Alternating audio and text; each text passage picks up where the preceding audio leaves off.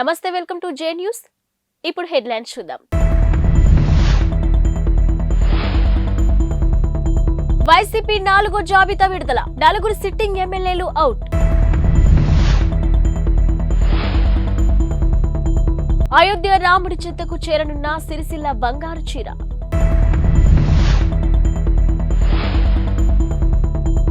మణిపూర్లో మళ్లీ మొదలైన హింస, 7 మృతి. వచ్చే ఎన్నికలకు సంబంధించి వైసీపీ నాయకత్వం మార్పులు చేర్పులు చేస్తున్న సంగతి తెలిసిందే. ఇప్పటికే పలువురు సిట్టింగ్లకు టికెట్లను నిరాకరించగా ఇక చాలా మందికి స్థానచలనం కలిగింది. తాజాగా 4వ జాబితాను వైసీపీ విడుదల చేసింది. ఈ జాబితాలో ఎస్పీ రిజర్వ్డ్లో ఒక ఎంపీ అభ్యర్థిని, 7 అసెంబ్లీ స్థానాల్లో అభ్యర్థులను మార్చింది. ఇక 5 సిట్టింగ్లకు టికెట్లు ఇచ్చేందుకు నిరాకరించింది. ఇక సీట్లు కోల్పోయిన వారిలో 4 ఎస్సీ సామాజిక వర్గానికి చెందిన ఎమ్మెల్యేలు ఉన్నారు. నందికొట్కూర్, తిరువూరు, సింగనమల, మడకశిర నియోజకవర్గాల సిట్టింగ్లకు టికెట్లను నిరాకరించారు. ఇక deputy CM Gangadhara Nellore MLA నారాయణస్వామిని చిత్తూరు పార్లమెంటుని నియోజకవర్గ ఇన్ఛార్జిగా నియమించారు. సిరిసిల్ల చేనేత కార్మికుడు హరిప్రసాద్ కు అరుదైన గౌరవం దక్కబోతుంది. ఆయన రూపొందించిన బంగారు చీరను అయోధ్యకు పంపిస్తున్నారు. ఇక బీజేపీ జాతీయ ప్రధాన కార్యదర్శి కరీంనగర్ ఎంపీ బండి సంజయ్ ఈ చీరను పరిశీలించారు. ఈ సందర్భంగా ఆయన మాట్లాడుతూ ఈ నెల 26న ప్రధాని మోదీకి ఈ చీరను అందిస్తామని తెలిపారు. శ్రీరాముడి పాదాల చెంతకు చీరను చేరుస్తామని చెప్పారు. ఇక మరోవైపు హరిప్రసాద్ మాట్లాడుతూ 8 గ్రాముల బంగారం, 20 గ్రాముల వెండిని ఉపయోగించి 20 రోజుల్లో చీరను తయారు చేశామని తెలిపారు. శ్రీరాముడి చిత్రంతో పాటు రామాయణ ఇతివృత్తాన్ని తెలియజేసే చిత్రాలు ఈ చీరలో ఉన్నాయని వెల్లడించారు. ఇక చీరకు సంబంధించిన చిత్రాలను బండి సంజయ్ తన ఎక్స్ ఖాతా ద్వారా షేర్ చేశారు. ఇక ప్రధానమంత్రి చేతుల మీదుగా శ్రీరాముడి వద్దకు ఈ చీరను ఉంచేందుకే సిద్ధపరచడం సంతోషంగా ఉందని చెప్పారు. ఇక గతంలో అగ్గిపెట్టెలో చీరను ఉంచిన చరిత్ర సిరిసిల్లదే అని కొనియాడారు. ఇంతటి గొప్ప నైపుణ్యాన్ని సొంతం చేసుకున్న చేనేత రంగాన్ని ప్రోత్సహించాల్సిన అవసరం ఎంతైనా ఉందని పేర్కొన్నారు.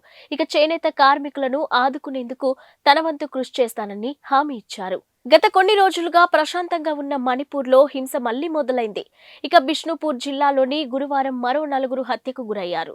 వీరితో కలుపుకొని తాజాగా హింసలో మృతి చెందిన వారి సంఖ్య 7కు పెరిగింది. ఇక వీరిలో 2 పోలీసులు కూడా ఉన్నారు. మోరే గ్రామంలోని సాయుధ మిలిటెంట్లు వీరిని కాల్చి చంపారు. మరో గ్రామంలో దుండగులతో జరిగిన ఎదురు కాల్పుల్లో విలేజ్ వాలంటీర్ మృతి చెందాడు.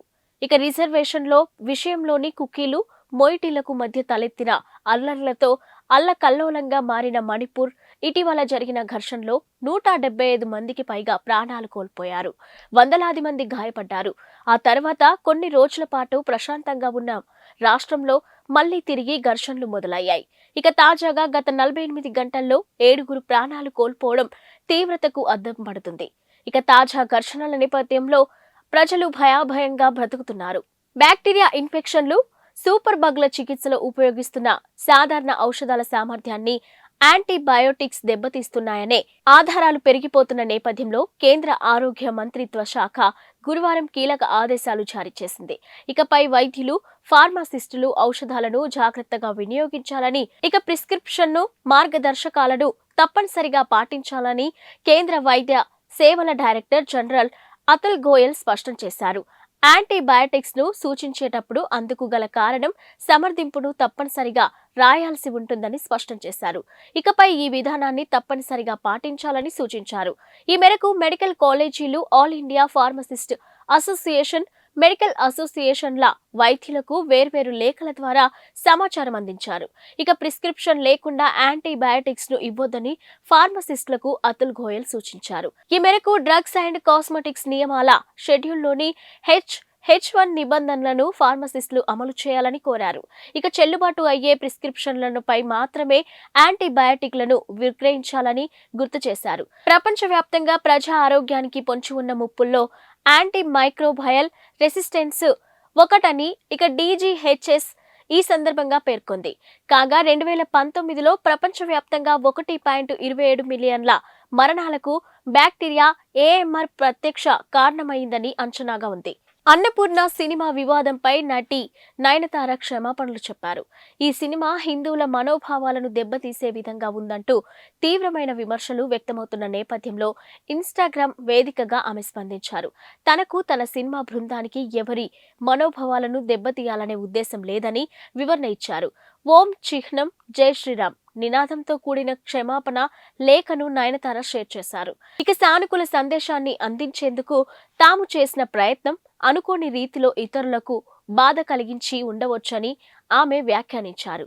ఇక సెన్సార్ అనుమతి పొంది గతంలోని థియేటర్లలో ప్రదర్శించిన సినిమాని ఓటీటీ ప్లాట్ఫామ్ నుంచి తొలగిస్తారని తాము ఊహించలేదన్నారు. ఈ సమస్య తీవ్రత ఏమిటో అర్థం చేసుకున్నామని నయనతార అన్నారు. భగవంతుణ్ణి సంపూర్ణంగా విశ్వసించే వ్యక్తిని తానని, ఇక దేశవ్యాప్తంగా ఉన్న దేవాలయాలను తరచుగా సందర్శించే వ్యక్తిని తాను అని ప్రస్తావించారు.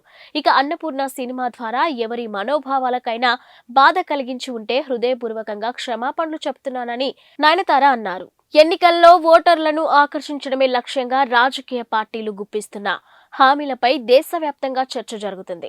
ఇక ఉచితాలు సరికాదని, ఆర్థిక వ్యవస్థను నిర్వీర్యం చేస్తున్నాయని మేధావి వర్గాలు ఆందోళన వ్యక్తం చేస్తున్నాయి. ఇక ఉచితాలు అందించి జనాలను సోమరిపోతులుగా మార్చుతున్నారనే ఒక తీవ్రమైన విమర్శ కూడా ఉంది. ఈ నేపథ్యంలోనే జై భారత్ నేషనల్ పార్టీ అధ్యక్షుడు సిబిఐ మాజీ జేడీ లక్ష్మీనారాయణ ఉచితాలకు తనదైన నిర్వచనమిచ్చారు. శారీరక సామర్థ్యం, పనిచేయగల వయసు ఉన్న ఏ వ్యక్తికి కూడా పని చేయకుండానే నగదు రూపంలో ప్రయోజనం అందించడాన్ని ఉచితాలు అంటారని అన్నారు. ఇక ఉచితాలను నిర్వచించమంటూ చాలా మంది తనను అడిగారని, ఫ్రీబీ అంటే ఇదేనని ఆయన అన్నారు.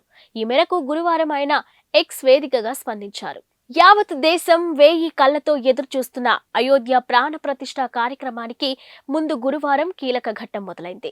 ఇక ప్రత్యేక పూజలతో మధ్యాహ్నం సమయంలో రామ్ లల్లా విగ్రహాన్ని ఆలయ గర్భగుడిలో పెట్టారు.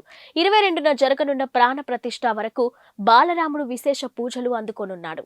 కాగా గర్భగుడిలో ప్రతిష్ఠించిన బాలరాముడి విగ్రహం తొలి ఫోటో బయటికొచ్చింది.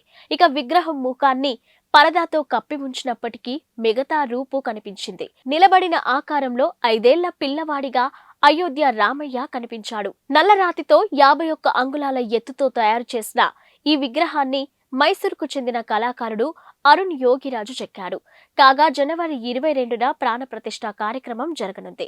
ఇక ప్రధానమంత్రి నరేంద్ర మోదీ ముఖ్య అతిథిగా హాజరవనున్నారు. మరుసటి రోజు అంటే జనవరి 23 నుంచి భక్తులు అయోధ్య రాముణ్ణి దర్శించుకోవచ్చు. ఇక ప్రాణ ప్రతిష్ఠ కార్యక్రమానికి సుమారుగా 11,000 మంది అతిథులను ఆలయ ట్రస్ట్ ఆహ్వానించింది. వివిధ రంగాలకు చెందిన ప్రముఖులు ఈ జాబితాలో ఉన్నారు. వారిలో cricket legends Sachin Tendulkar, Virat Kohli, Bollywood super star Amitabh Bachchan తో పాటు పలువురు సెలబ్రిటీలు కూడా ఉన్నారు.